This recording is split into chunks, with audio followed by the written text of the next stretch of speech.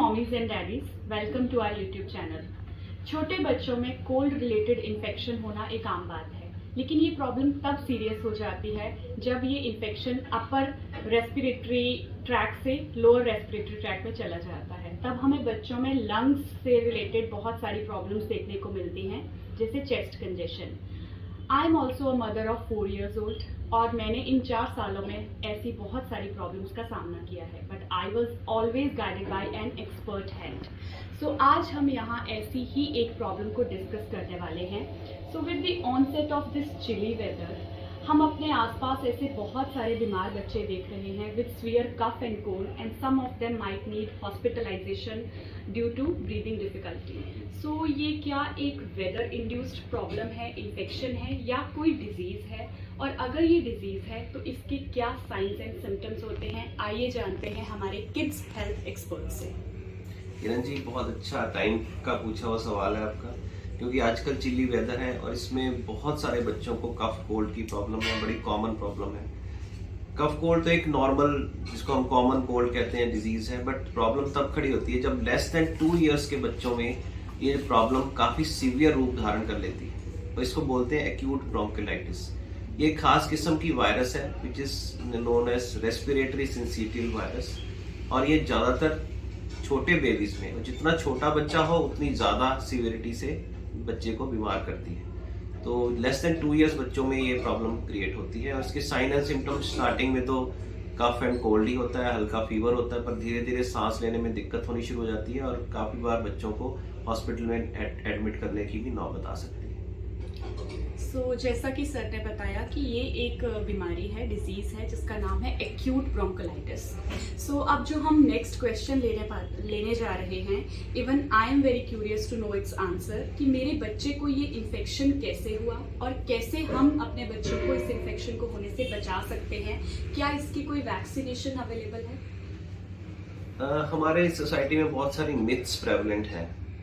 कई लोग कहते हैं कि जी ठंड लग गई, कोई कहता है माँ, क्योंकि इस एज के बच्चों को जनरली माँ दूध पिला रही होती है, तो कहते हैं कि माँ ने कुछ ठंडा खा लिया, कुछ ठंडा पी लिया, या दही खा ली, चावल खा लिए। तो ये सब मिथ्स हैं। Actually it is a virus, जैसे मैंने आपको बताया, रेस्पिरेटरी सिंसिटिव वायरस, और ये एक इंसान से दूसरे इंसान में स्प्रेड होती है थ्रू रेस्पिरेटरी ड्रॉपलेट्स, हमारे सिक्रीशंस। हम जब खांसी करते हैं, हम जब छींकते हैं, तो वो वायरस एक इंसान से दूसरे में जाती है। तो जो ये सबसे बड़ा सोर्स ऑफ इन्फेक्शन है, हमारे स्कूल गोइंग किड्स, जो 3 से 6 साल या 8 साल तक के बच्चे होते हैं, उनको बहुत फ्रीक्वेंटली कफ कोल्ड होता है। बट क्योंकि वो ऑलरेडी इम्यून हो चुके होते हैं इस वायरस से, तो इसको उनको ज़्यादा सीवियर प्रॉब्लम नहीं होती। बट जब वो आते हैं और घर पे अपने छोटे बेबीज को किस करते हैं, उनके अपने छोटे ब्रदर एंड सिस्टर को किस करते हैं या उनके साथ रहते हैं, तो ये वायरस उनको स्प्रेड हो जाती है और उनको ज़्यादा बीमार करती है।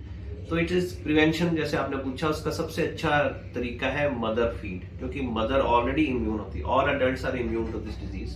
तो मदर की फीड से बच्चे को ये इम्यूनिटी बेबी में ट्रांसफर हो जाती है। सेकेंडली, ये एक रूल बना लेना चाहिए कि बच्चे को माउथ पे किस नहीं करना, और अगर घर में छोटा बेबी है तो किसी भी इंसान को, बड़े को या बच्चे को, अगर खांसी जुकाम है तो उस रूम में ना आए जहाँ पे बच्चा है।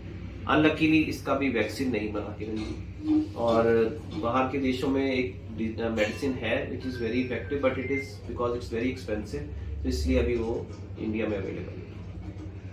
सो जैसा सर ने बताया कि इस बीमारी की अभी तक कोई वैक्सीनेशन नहीं है, ओनली आपका अवेयरनेस जो है वो बच्चे को बचा सकता है। सो नेक्स्ट क्वेश्चन जो हम लेने वाले हैं, which is very important for all Indian house holds.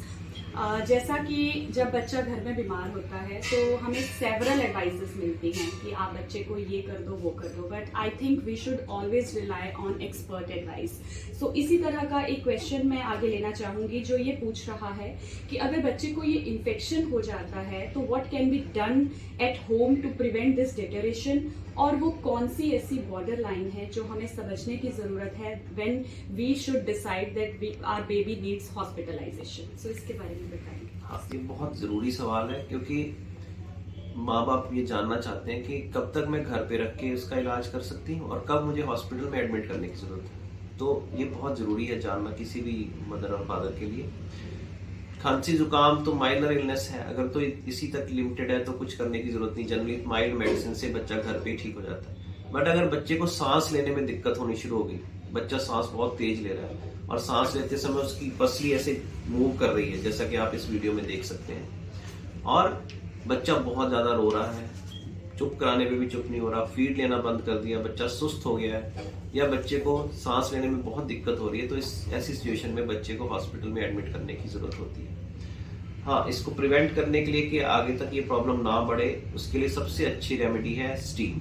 क्योंकि आप जानते हैं आजकल ठंड के मौसम में अगर बारिश भी ना हो रही हो तो हवा में नमी की मात्रा बहुत कम हो जाती है, तो हमें रूम में ही वेपराइजर, एक सिंपल सी मशीन मिलती है, या आप एक पानी का पतीला भी गर्म किसी हीटर पे रख सकते हैं ताकि उसमें से स्टीम बनती रहे। रूम के अंदर स्टीम रहनी चाहिए और बच्चे को भी दिन में 3-4 बार स्टीम दें, तो उससे डिटेरियोरेशन नहीं हो पाएगी। हम सभी अपने बच्चों से बहुत प्यार करते हैं और हम उन्हें एक हेल्दी फ्यूचर देना चाहते हैं, लेकिन हेल्दी प्रेजेंट के बिना हेल्दी फ्यूचर कैसे पॉसिबल हो सकता है। इसलिए इन सारे साइंस एंड सिम्टम्स को समझ के और इन प्रिवेंशन मेथड्स को यूज करके टाइम रहते अपने बच्चे को ट्रीटमेंट के लिए हॉस्पिटल जरूर लेके जाए। सो नेक्स्ट क्वेश्चन सर हम लेने वाले हैं, जिसमें हम जानना चाहते हैं कि इस डिजीज के क्या कॉम्प्लिकेशंस हो सकते हैं। ये डिजीज जैसे मैंने बताया, हमारे बच्चे के छोटे जो सांस लेने वाले रास्ते होते हैं जिनको ब्रोंक्यूल्स कहते हैं, उनमें स्वेलिंग कॉज कर देती है। तो उसकी वजह से क्या है कि बच्चे को सांस लेने में दिक्कत होने लगती है, और कई बार हम इन बच्चों को वेंटिलेटर या सांस लेने की मशीन, जिसको HFNC या CPAP कहते हैं, उन पे डालने की जरूरत पड़ती है, जो कि बहुत सीरियस इशू है, क्योंकि बच्चे को सांस लेने के लिए एक एक्स्ट्रा आउटसाइड मशीन की जरूरत पड़ती है। बट लकीली काफ़ी सारे बच्चे इस प्रॉब्लम से ठीक हो जाते हैं। अराउंड, अगर उनका प्रॉपर ट्रीटमेंट चलता रहे तो अराउंड 95% इसमें सक्सेस रेट है कि बच्चे इस प्रॉब्लम से निकल आते हैं। सो नेक्स्ट हम बात करने वाले हैं उस फेज़ के बारे में जिसे हम कहते हैं रिकवरी फेज़, और ये हर पेरेंट्स के लिए जानना बहुत ही ज़रूरी होता है कि उनके बच्चे की रिकवरी के क्या चांसेस हैं। तो सर हम आपसे ये जानना चाहते हैं कि छोटे बच्चों में इस डिजीज़ से रिकवरी के कितने चांसेस हैं और ये कितना टाइम लेता है रिकवरी फेज़। जैसे मैंने बताया, इसमें ऑलमोस्ट 95% बच्चे रिकवर हो जाते हैं, और अराउंड 5% बच्चे अनलकीली कई बार कॉम्प्लिकेशंस का शिकार होकर नहीं रिकवर हो पाते। अगर बच्चा रिकवर हो रहा है तो around 7 to 10 days on an average, और अप टू 14 डेज भी कई बार हॉस्पिटल में लग जाते हैं, बिकॉज वायरस जो है वो जनरली मेडिसिन को ज़्यादा रिस्पॉन्ड नहीं करती, उसकी अपनी एक मियाद होती है, एक टाइम होता है जिसमें वो ठीक होती है। तो around 7 to 10 days on an average बच्चे को हॉस्पिटल में लग जाती है। Thank you so much sir, इतनी वैल्यूएबल इन्फॉर्मेशन शेयर करने के लिए हमारे साथ। सो आई होप अब आपको एक्यूट ब्रोंकोलाइटिस के बारे में काफ़ी इन्फॉर्मेशन मिल गई होगी कि कब ये वायरस हार्मफुल आपके बच्चे के लिए हो सकता है। सो इस तरह की और इन्फॉर्मेटिव वीडियोस देखने के लिए हमारे चैनल को सब्सक्राइब करें और अपने बच्चे को हेल्दी और हैप्पी बनाए रखें। Thank you so much. Thank you.